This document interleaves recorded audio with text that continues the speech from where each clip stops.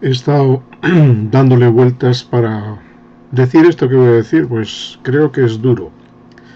Cuando uno es pastor para dar ánimos, para estimular y todo esto, es maravilloso. Todo el mundo te acepta y te ama. Cuando se trata de ser profeta, no profeta de las cosas que oímos hoy en día, que son imaginaciones o a veces cosas que Dios dice a través de personas. Si soy algo de profeta es lo que veo y lo que la palabra de Dios dice. Yo quisiera hablar hoy de lo que es el primer frente de guerra del creyente. Para eso voy a ilustrarlo con un tema de guerra humana. Dice, la palabra de Dios habla de esto, de soldados, de Cristo. Cuando hay un conflicto bélico humano y se hace un llamado a la población para que se alisten a las Fuerzas Armadas o en cualquier otro tipo de misión que signifique apoyo a la nación, el primer conflicto se produce en el corazón de la persona, la decisión de hacerlo o no. Siempre entendiendo, en este caso de ejemplo, que es algo voluntario. La lucha personal se tiene en la consideración propia o de los allegados que dice, ¿a dónde vas? ¿No? De los pros, de los contras al alistarse. Por supuesto, si se trata de un soldado que será destinado a primera fila de la lucha, las dudas son más extensas. En este caso de conflictos bélicos está relacionado con la integridad de la persona física en principio, pues en un frente de batalla la posibilidad de ser herido, incluso de morir, es muy real. La pérdida de la vida es significativa a la hora de tener que tomar una decisión. Se puede pensar más o menos en ello, pero esa es una de las posibilidades que hay. Esta posible incertidumbre debe ser vencida en la persona que se alista. De estar de acuerdo consigo mismo en la aceptación del posible riesgo hecho de heridas o incluso hasta de la pérdida de la vida. Por lo general, a un conflicto bélico son llamados ciudadanos jóvenes del país, debido a la necesidad del brío, fuerza en cualquier batalla, sobre todo de trincheras. La edad va restando fortaleza física. Los jóvenes son los que tienen las fuerzas para sostenerse en situaciones que las personas mayores ya no resistiríamos. Una guerra exigirá que la nación ponga en la lucha lo mejor, tanto en materiales como en personal. Y los jóvenes tienen más fuerza, pero también son los que en una situación de paz tienen más expectativas de vida y por tanto a lo mejor tienen muchos planes.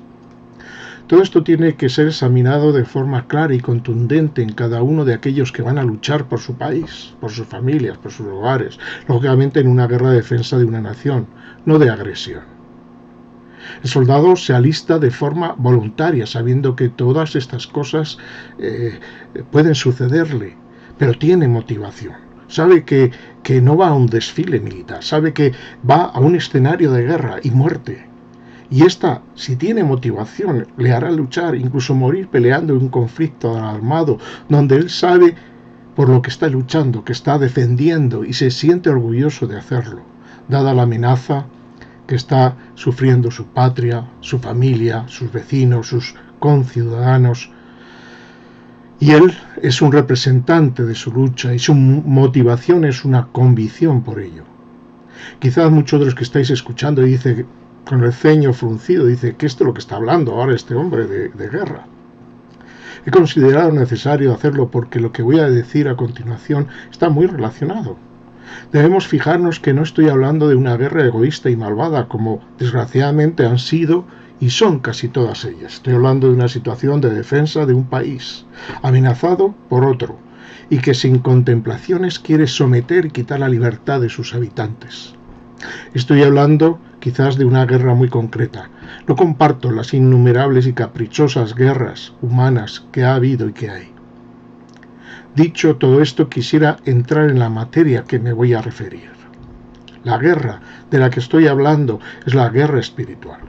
Es una guerra que comenzó con Satanás, en su rebelión contra Dios, y que después de que Eva y Adán cedieran en su engaño, se involucraron en la misma, habiéndole otorgado al vil Satanás unos derechos que eran nuestros, de la humanidad, perdidos en nuestros legítimos representantes Adán y Eva, y por tanto nos involucramos todos los descendientes de Adán y Eva. Esta guerra no es real. Pues sí que lo es. Para muchos no. Muchos no lo entienden, así o no quieren entenderlo. Pero es una lucha real que sigue manteniendo Satanás junto a los ángeles que le siguieron y contra Dios y sus ángeles. Y como he dicho, estamos involucrados, la humanidad. Eso quiere decir que la humanidad está en el bando, o está en el bando de Dios, o está en el otro bando. Discernir esto es discernir muchas de las situaciones que vive el mundo. Pero este no es el momento para hablar ampliamente de esto. Lo hago en una serie aparte. Baste que sepamos que estamos en una guerra espiritual. La palabra de Dios nos dice en el texto de Efesios capítulo 6, verso 12, que no tenemos lucha contra carne ni sangre, sino contra principados, contra potestades, contra gobernadores de las tinieblas de este siglo, contra huestes espirituales de maldad en las regiones celestes. Efesios 6:12. Así que en este texto vemos dos cosas. Nuestra lucha no es contra sangre y carne, es decir, no es contra seres humanos, y nuestra lucha es contra huestes espirituales. Pero la realidad es que existe una lucha, una guerra. Esta lucha los humanos la tenemos perdida, o la teníamos perdida. Pero Dios estableció un plan, pues algunos de los que nacerían descendientes de Adán y Eva querrían estar en el bando de Dios. Pero al haber fallado Adán y Eva, nos encontrábamos vendidos al enemigo, a la enemistad con Dios. Por eso Dios se hizo hombre y Jesucristo tuvo que morir y resucitar para ello. Y Él nos envía y nos invita a unirnos a su bando, mediante el reconocimiento de que estamos enemistados con Dios y queremos hacer la paz con Él, mediante la confesión de nuestra situación de pecado individualmente, arrepentimiento, aceptando el sacrificio de Jesucristo en mi lugar, en nuestro lugar, en tu lugar. De esta forma somos alistados al ejército del Señor. Cuando alguien, mediante la convicción del Espíritu Santo, se alista, lo hace con una entrega y motivación al servicio de Dios como su Salvador y Señor, y sabe que ya no sirve, que ya no se sirve a sí mismo ni a otros. Está al servicio de Dios en todo momento. Está en el ejército de Dios y debe servir también hasta la muerte. Incluso en el libro de Apocalipsis, en el capítulo 2, verso 10, le dice a una iglesia, nos revela, dice, no temas en nada lo que vas a padecer. Sé fiel hasta la muerte y yo te daré la corona de vida. Sé fiel hasta la muerte. Me temo que estamos en tiempos donde se ha entendido mal el llamado de Dios o no se ha querido entender. Me temo que estamos en tiempos donde cada uno está buscando su propio bien. Me temo que estamos en unos tiempos donde prevalece el materialismo en el corazón por encima del servicio a Dios. Me temo que el ejemplo y el ser fiel hasta la muerte es una excepción, sobre todo en el mundo occidental, materialista y buscador de lo suyo propio, engañado por esa intención. Hemos olvidado la exhortación que recibe Timoteo de Pablo en este sentido, que le dice en esa carta a él, en el capítulo 2, en el verso 4, dice, ninguno que milita se enrede en los negocios de la vida, a fin de agradar a aquel que lo tomó por soldado. En otro de los ejemplos de Pablo, en referencia en este caso a los deportistas que compartían y competían en los juegos griegos, hace un símil de nuevo. Les dice, en 1 Corintios capítulo 9, verso 25, dice, todo aquel que lucha de todo se abstiene. Ellos, los deportistas, a la verdad, para recibir una corona corruptible, pero nosotros una incorruptible. Pero fijaos bien, el que lucha de todo se abstiene. Los cristianos actuales se rebelan hoy en día contra estos textos, como si hubiesen sido dados para los cristianos de la época de Pablo y Timoteo, no para mí. Pero esto está dicho para todos nosotros. No podemos esforzarnos más en las cosas del mundo que en Dios y dejar mi debilidad para las cosas de Dios. El juicio empieza por la casa de Dios, y el más terrible juicio no es que tengamos algún azote. El terrible juicio es que Dios nuestro Padre nos deje seguir caminando en nuestro fatal camino. Estamos en una guerra mucho más seria que cualquiera de las guerras que ha habido y que habrá en la humanidad. Sea con armas, sea con peste, sea por virus, esta guerra es peor. Sea por hambre y necesidad, que también es un tipo de guerra. Es una guerra espiritual. Muchos quizás se unieron a ella creyendo que se trataba de participar en desfiles, o por lo menos eso han elegido con posterioridad. Eso en el ejército del país es deserción. Pareciera que los cristianos de hoy en día deseamos estar todos en la retaguardia, lejos del silbido de los proyectiles, de la lucha, cantando y pidiendo que Dios nos bendiga y nos proteja y nos ayude para proseguir con nuestros planes bien cuidaditos. Ay de nosotros si nos contesta afirmativamente a estas peticiones. Si las tropas norteamericanas estaban sin motivación en esa lucha contra los japoneses, creo que muchas de las tropas del ejército de Dios estamos sin motivación,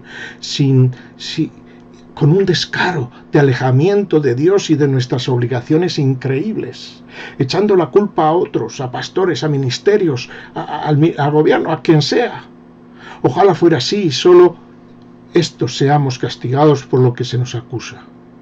Creo que si Jesucristo viniera a nuestras iglesias, sería de nuevo un látigo de cuerda para echarnos por haber hecho de la casa de Dios un vertedero de mentiras, de odios, de manipulaciones, de falta de respeto, de egoísmo y de contemplaciones, de búsqueda de oír lo que le gusta a nuestro oído, a nuestro vil oído, repudiando la verdad, pues es molesta para nuestros planes. Sí, como soldados de Jesucristo hemos perdido nuestro propósito. Y si hemos perdido el propósito como iglesia y no nos volvemos a Dios y nos deja seguir ahí de esta manera, ahí de nosotros. Yo me veo en la obligación de decir esto que veo y siento. No hace falta que Dios venga y me dé una profecía. Es verdad que algunos están en esa profecía, pero es que es algo que se ve. Quizá algunos podamos darnos cuenta y volver a la realidad. Somos soldados de pacotilla, si vivimos para nosotros, para nuestras interpretaciones bíblicas. Eso sí, que éstas no perjudiquen mis intereses. Nuestra boca dice mucho, Señor, Señor, pero ¿dónde está nuestro corazón? Dios sigue llamando a sus soldados a pelear la buena batalla de acuerdo a sus planes. Y unos planes de unidad espiritual, de obediencia, de disposición, de humildad, de servicio, de entrega incondicional, de muerte. Jesús dijo en Lucas 9:62, hablando y poniendo el ejemplo del labrador, dice, ninguno que pone su mano en el arado mira atrás es apto para el reino de Dios. Ninguno. Si yo me he alistado al ejército del Señor y ahora no estoy haciendo lo que hago, ¿qué es lo que soy? En 2 de Timoteo, en el capítulo 2, verso 1, le dice Pablo a Timoteo, tú pues, hijo mío, esfuérzate en la gracia que es en Cristo Jesús. Esfuérzate. El primer frente de guerra del creyente es el mismo yo soy. Si no gano la batalla contra mí mismo, contra mis razonamientos, contra mis excusas, mis planes sobre los de Dios, mi anarquía, mi independencia, mi yo, la victoria de Cristo no sirve para mí. Si no nos ponemos a trabajar en las iglesias donde Dios nos ha puesto y cada uno formamos un verdadero ejército juntos, entonces no tenemos mucho que hacer. Si seguimos cada uno a lo nuestro en nuestra anarquía y nuestra indisposición, poco tenemos que hacer. Dios necesita alistar a jóvenes que entiendan este llamado, que no estén interesados por las cosas del mundo, recordando que Dios proveerá. Dios provee. No podemos olvidarnos de esto, por eso hago un llamamiento a quien sea que escuche, un llamamiento para alistarnos en el ejército de Dios, para pelear la buena batalla y para hacerlo con una motivación que no perdamos. Como ocurre en la palabra de Dios a aquellos que perdieron su primer amor, que Dios vuelva otra vez la fuerza y la fortaleza. Señor, envíame a mí. Que Dios nos bendiga a todos y nos dé luz en esto. Que Dios nos dé luz en esto. En estos tiempos y siempre.